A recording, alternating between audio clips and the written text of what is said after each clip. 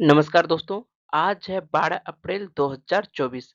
हम लोग 10 अप्रैल, 11 अप्रैल और 12 अप्रैल से जितने भी करंट अफेयर्स के महत्वपूर्ण क्वेश्चन बन सकते हैं, उस सभी पर डिस्कस करेंगे और पीडीएफ आप हमारे टेलीग्राम चैनल से डाउनलोड कर सकते हैं। टेलीग्राम चैनल का लिंक मैंने इस वीडियो के डिस्क्रिप्शन में दे दिया है। आप इस लिंक पर जाकर टेलीग्राम चैनल ज्वाइन कर सकते हैं। चलते हैं हम लोग पहले क्वेश्चन पर बात करते हैं। पहला क्वेश्चन की हम लोग सामने में पहला क्वेश्चन है, हर साल किस दिन राष्ट्रीय सुरक्षित मातृत्व दिवस मनाया जाता है? तो ये कब मनाया जाता है? 11 अप्रैल को मनाया जाता है। देख लेते हैं क्यों मनाया जाता है। भारत दुनिया में सबसे ज्यादा मातृत्व मृत्यु दर वाले देशों में से एक है। आंकड़े की माने तो भारत में लगभग 12% महिलाओं की मौत जो होती है प्रेगनेंसी, डिलीवरी और पोस्टमार्टम पीरियड के बाद होने वाले परेशानियों के कारण होती है। इस दौरान महिलाओं को खास देखभाल की जरूरत होती है। महिलाओं को प्रेगनेंसी, डिलीवरी और पोस्टमार्टम पीरियड के बाद आवश्यक देखभाल के बारे में जागरूक करने के लिए सुरक्षित मातृत्व दिवस मनाया जाता है। देख लेते हैं कि ये कब से मनाया जाता है। तो साल 2003 में व्हाइट रिबन अलायंस के अनुरोध पर भारत सरकार ने 11 अप्रैल को राष्ट्रीय सुरक्षित मातृत्व दिवस के रूप में मनाने की शुरुआत की थी, जिसे साल 2005 में पहली बार राष्ट्रीय स्तर पर इस दिवस को मनाया गया। चलते हैं हम लोग नेक्स्ट क्वेश्चन पर। नेक्स्ट क्वेश्चन हम लोग सामने में है, विश्व हेम्योपैथी दिवस हर साल कब मनाया जाता है? तो हेम्योपैथी दिवस कब मनाया जाता है? 10 अप्रैल को मनाया जाता है। हर साल 10 अप्रैल को विश्व हेम्योपैथी दिवस के रूप में मनाया जाता है। देख लेते हैं क्यों मनाया जाता है। तो इस दिन जो है हेम्योपैथी के संस्थापक डॉक्टर सैमुअल हैनीमैन की जयंती के रूप में मनाया जाता है। आज पूरी दुनिया में लोग हेम्योपैथी दवाओं पर भरोसा कर रहे हैं, उसके ज़रिए अपनी सेहत संबंधी समस्याओं का उपचार करवा रहे हैं। इस पर लोगों का भरोसा इसलिए भी है क्योंकि इसके साइड इफ़ेक्ट की संभावना कम और ठीक होने की संभावना अधिक देखी गई है। चलते हैं हम लोग नेक्स्ट क्वेश्चन पर। नेक्स्ट क्वेश्चन हम लोगों के सामने में है, हाल ही में जैन धर्मगुरु लोकेश मुनि को अमेरिका में किस पुरस्कार से सम्मानित किया गया है? तो कौन सा पुरस्कार दिया गया है? प्रेसिडेंट्स गोल्ड वॉलंटियर सर्विस पुरस्कार से नवाजा गया है। भारत के जैन आध्यात्मिक नेता लोकेश मुनि को अमेरिका में सम्मानित किया गया है।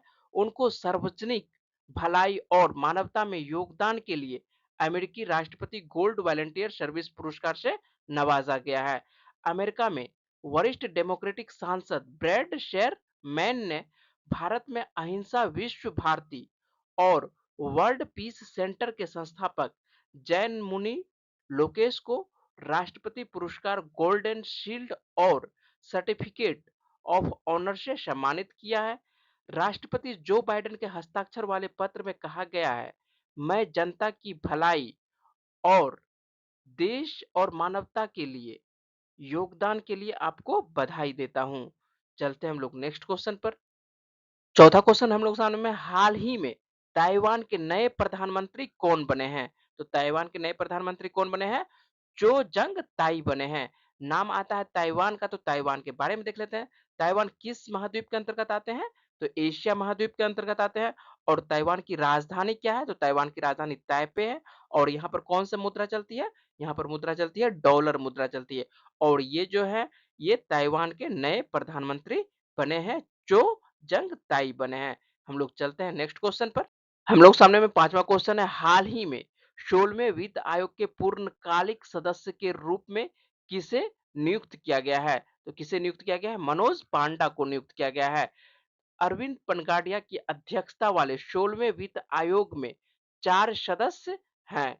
और इसमें देख लेते हैं कि कौन-कौन सदस्य हैं। तो इसमें पूर्व व्यय सचिव जो है अजय नारायण झा और सेवानिवृत्त नौकरशाह एनी जॉर्ज मैथ्यू आयोग के पूर्णकालिक सदस्य हैं, जबकि स्टेट बैंक ऑफ इंडिया समूह के मुख्य आर्थिक सलाहकार सौम्य कांति घोष अंशकालिक सदस्य हैं। इस प्रकार 4 सदस्य पूर्ण हो जाते हैं। ठीक है। कौन-कौन? एक तो अध्यक्ष कौन है? अरविंद पनगाडिया हैं। और एक नए बने हैं, कौन बने हैं? मनोज पांडा बने हैं। और 2 यहाँ पर हैं अजय नारायण झा हैं और जॉर्ज मैथ्यू हैं। और एक चौथे कौन है? सौम्यकांति घोष हैं। तो इस प्रकार ये 4 पूर्ण हो जाते हैं। ठीक है। तो चलते हैं हम लोग नेक्स्ट क्वेश्चन पर। हाल ही में आयरलैंड के नए प्रधानमंत्री के रूप में किसने शपथ ली है? तो आयरलैंड के नए प्रधानमंत्री कौन बने हैं हाल ही में? साइमन हैरिस बने हैं। देख लेते हैं इनके बारे में। 37 साल के साइमन हैरिस लियो वराडकर के बाद आयरलैंड के सबसे युवा प्रधानमंत्री बने हैं। हैरिस जो है 16 साल की उम्र में फाइन गेल पार्टी से जुड़े थे। वह मात्र 22 साल की उम्र में काउंटी काउंसिल बने और 2011 में 24 साल की उम्र में वह सांसद चुने गए थे, और जबकि 2016 में कैबिनेट के तौर पर स्वास्थ्य मंत्री नियुक्त किया गया था और इसके बाद उन्हें 2020 में उच्च शिक्षा मंत्री बनाया गया था। और ये जो है ये साइमन हैरिस हैं जो कहाँ के प्रधानमंत्री बने हैं? आयरलैंड के नए प्रधानमंत्री बने हैं और सबसे कम उम्र के प्रधानमंत्री मात्र 37 साल के हैं। हम लोग चलते हैं नेक्स्ट क्वेश्चन पर। नेक्स्ट क्वेश्चन हम लोग सामने में है, आइसलैंड के अगले प्रधानमंत्री के रूप में किसे चुना गया है? तो ये किसे चुना गया है? बजरने बेंडिक्सन को चुना गया है। और देख लेते हैं इसके बारे में। तो आइसलैंड के विदेश मंत्री बजरने बेंडिक्सन देश का अगला प्रधानमंत्री चुना गया है। इससे पहले कैटरीन जेकब्सडोटिर ने राष्ट्रपति चुनाव लड़ने के लिए अपने पद से क्या कर दिया था? इस्तीफा दे दिया था। और देख लेते हैं कि आइसलैंड कहाँ पर अवस्थित है। तो आइसलैंड जो है उत्तरी अटलांटिक और आर्कटिक महासागर के बीच स्थित एक नॉर्डिक द्वीपीय देश है। और इसकी राजधानी क्या है? तो इसकी राजधानी है, आप लोगों को क्या है राजधानी मालूम है? रिक्जविक इसकी राजधानी है। रिक्जविक राजधानी है। जबकि यहाँ पर यदि मुद्रा देखते हैं तो मुद्रा कौन सी मुद्रा चलती है? मुद्रा यहाँ पर क्रोना मुद्रा चलती है। ठीक है, तो इस तरह से हम लोगों का हो चुका आइसलैंड के बारे में। तो आइसलैंड के प्रधानमंत्री कौन बन चुके हैं? बजरनी बेंडिक्सन बन चुके हैं। और यहाँ पर राजधानी क्या होती है? राजधानी यहाँ की आइसलैंड की, तो यहाँ की राजधानी रिकजेविक है और मुद्रा यहाँ पर क्या है? मुद्रा यहाँ का क्रोना है। चलते हैं हम लोग नेक्स्ट क्वेश्चन पर। नेक्स्ट क्वेश्चन हम लोग सामने में है, किस मिशन के लिए इसरो टीम को प्रतिष्ठित जॉन एल जैक स्विगर्ट जूनियर पुरस्कार से सम्मानित किया गया? तो ये कौन सा मिशन के लिए दिया गया है? चंद्रयान 3 मिशन के लिए दिया गया है। भारत की चंद्रयान 3 मिशन टीम को हाल ही में प्रतिष्ठित अंतरिक्ष विद्वान जॉन एल जैक स्विगर्ट जूनियर पुरस्कार 2024 से सम्मानित किया गया है। और इस पुरस्कार का नाम जो है नासा द्वारा जॉन एल के सम्मान में रखा गया है। और इसका नाम जो है जैक स्विगर्ट जूनियर के नाम पर रखा गया है, जिन्होंने अपोलो 13 मिशन पर उड़ान भरी थी। चलते हैं हम लोग नेक्स्ट क्वेश्चन पर। नेक्स्ट क्वेश्चन हम लोग सामने में, हाल ही में एयर इंडिया ने अपने वैश्विक हवाई अड्डा परिचालन का प्रमुख किसे नियुक्त किया है? ये किसे नियुक्त किया है? जयराम षणमुगम को नियुक्त किया है।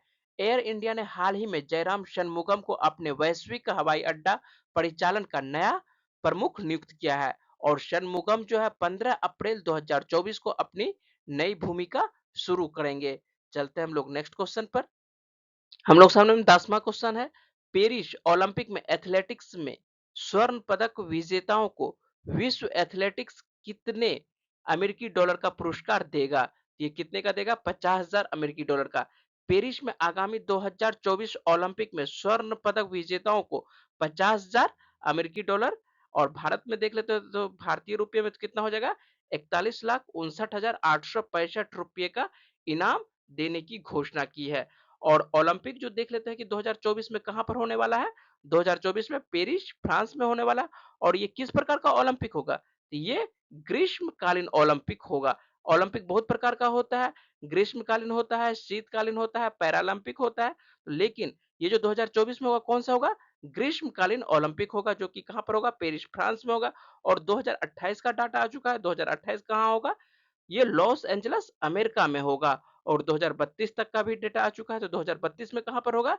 ओलंपिक ब्रिस्बेन ऑस्ट्रेलिया में होगा। और ये सभी कैसा होगा? ये ग्रीष्मकालीन ओलंपिक होगा। चलते हैं हम लोग नेक्स्ट क्वेश्चन पर।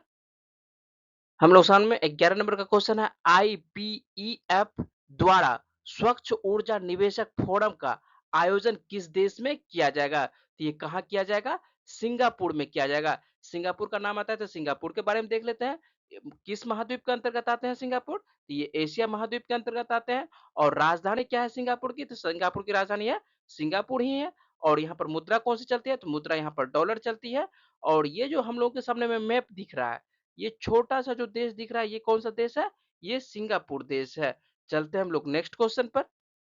12 नंबर का क्वेश्चन है हम लोग सामने में। भारत ने विदेशी सीटवे बंदरगाह के संचालन का अधिकार हासिल कर लिया है। यह किस देश में है? तो यह किस देश में स्थित है? यह म्यांमार में स्थित है।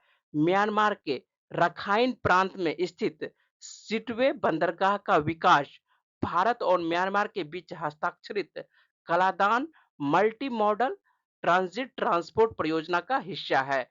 कलादान नदी पर बनने वाली मल्टी मॉडल ट्रांजिट कनेक्टिविटी परियोजना के तहत म्यांमार के स्थित सिटवे बंदरगाह को भारत के मिजोरम राज्य से जोड़ा जाएगा।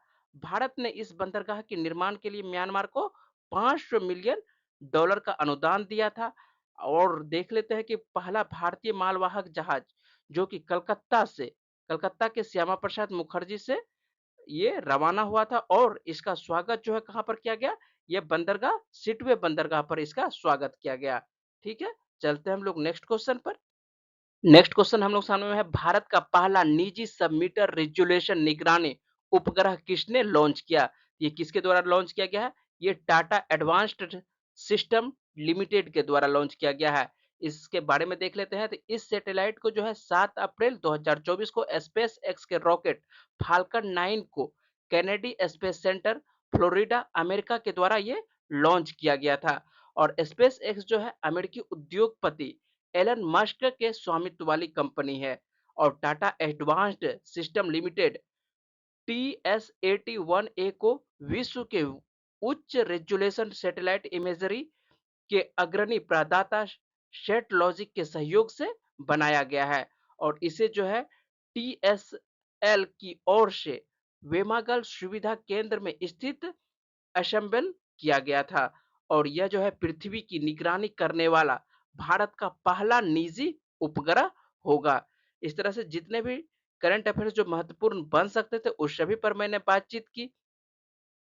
इसी तरह के डेली करंट अफेयर्स और जीएस संबंधित जानकारी के लिए मेरे चैनल को सब्सक्राइब और लाइक करें। पीडीएफ के लिए आप हमारे टेलीग्राम चैनल से जुड़ सकते हैं और यहाँ से डाउनलोड कर सकते हैं।